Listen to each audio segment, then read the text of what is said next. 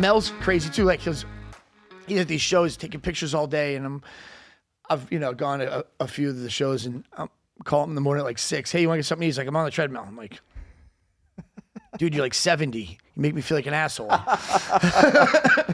and he's not 70. No, he's not 70. He looks amazing. I mean, amazing. The guy looks amazing. And I'm like, man. So then, after seeing that and hearing that a couple times, guess what?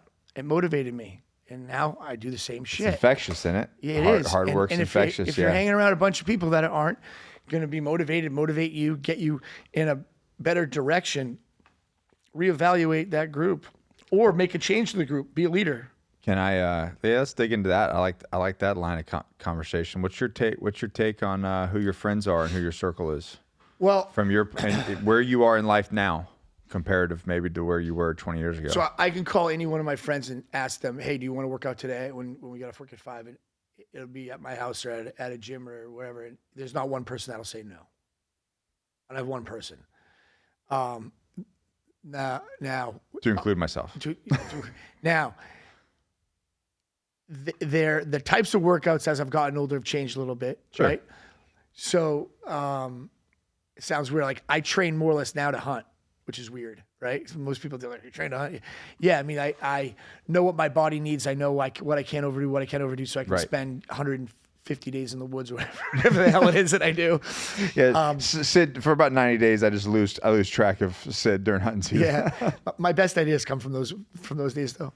And then, but like, for instance, like, like understand your body, know what you can do. Like I can call like Nick, as soon as he said, I'm coming down to see you, he's like, all right, we're going to train Wednesday morning. Yep, done.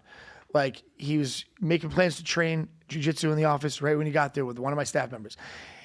Even people that don't work with me, he has a circle down here that he can go train with. Like it's important, like that healthy lifestyle is important. Also, when you go to eat, how many of your friends, Nick, want to go to McDonald's and eat every day? None of them. Okay. I mean, I ate McDonald's French fries. Well, I tried to get McDonald's French fries the other day. Dude, we don't need to tell that story. Let's not tell the story. But not because of McDonald's French fries, something else. But yeah. We get kicked off of Spotify for telling that story. Exactly. So so the reality of it is that like your circle is important. It's and the ripple effect internally there. I talk about that a lot.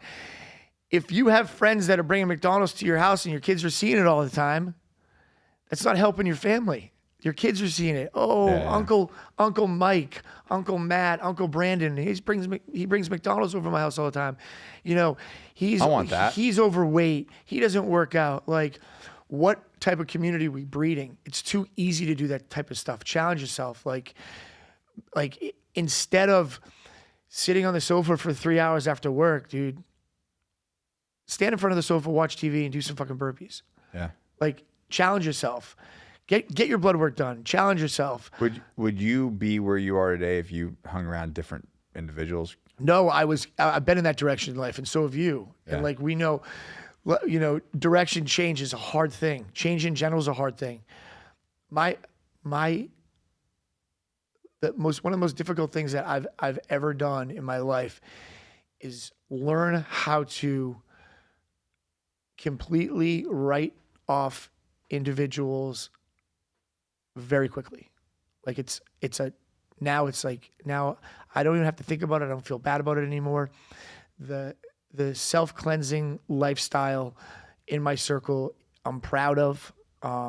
If you're a staff member, don't pull your weight, you're gone. If you're a friend and you're off-centered and we can't find a common ground, you're gone. Or even, I've watched it, even people have fucked up ethics and personal morals. You're like, no, I can't be associated with that. Well, a lot of people are like, well, he treats me nice. Well, yeah, but he's going home and beating the fuck out of his wife, dude. Like, well, what are you talking about? Yeah, why don't you just sign off on that and take him out to dinner? Like, you know what I mean? Right. Like, right. There's shit like that. So, I mean, you really have to think about that in detail right. there. Like, and somebody said when and the thing is somebody referred to you as an assassin when it comes to stuff like that. Like how fast you can cut, but the reality is you give people a lot of chances, but then when you're done, you're done. The other thing too is like inside business, if I can give a small trick, if you're going to hire somebody, there's ways to get to know them before you hire them. Yeah. Like, what risks are you taking on? Like, and is that person going to come and taint that office space? Like, it's hard to really come in and destroy core medical because, we pick up on that real quick, right? Oh, they won't last. Like the culture you've created, they'll almost run themselves, like they run themselves out. You don't even have to do anything at this point. Yeah. Nothing. But the thing is that there's ways to understand where people's mindset are. When they call the interview and the first thing is, hey, what's the pay? Like, what's your value? Yeah. Like, and I come from a lifestyle of like, I had to prove myself before I ever made any money in life. Like, yeah.